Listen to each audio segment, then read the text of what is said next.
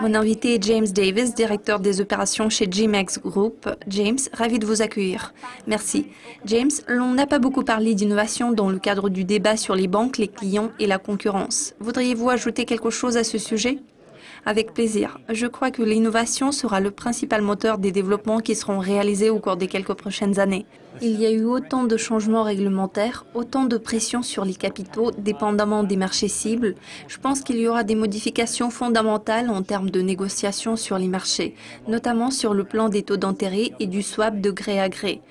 Nous croyons qu'on peut remédier à plusieurs problèmes via l'innovation et le lancement de nouveaux produits.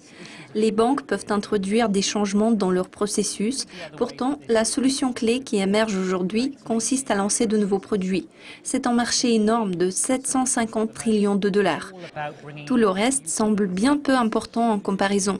Il y a des montants astronomiques qui sont en jeu.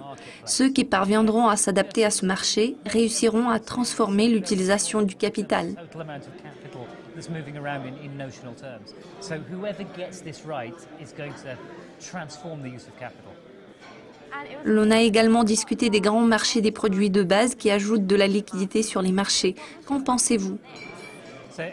Dans ces commentaires, il s'agissait des sociétés comme Glencore, Vital et Trafigura qui sont devenues extrêmement puissantes sur les marchés des produits de base au cours des 15 dernières années.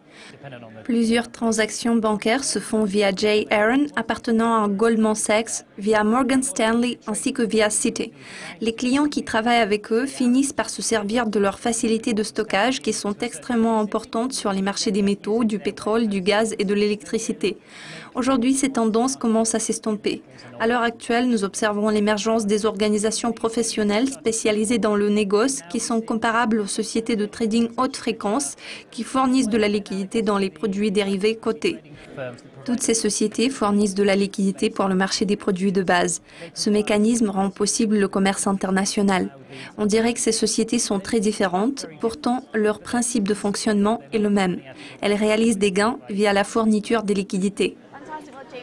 Super James, merci beaucoup de votre participation. C'était un plaisir de discuter avec vous. Chers spectateurs, restez à l'écoute pour plus de mises à jour financières et d'interviews exclusives.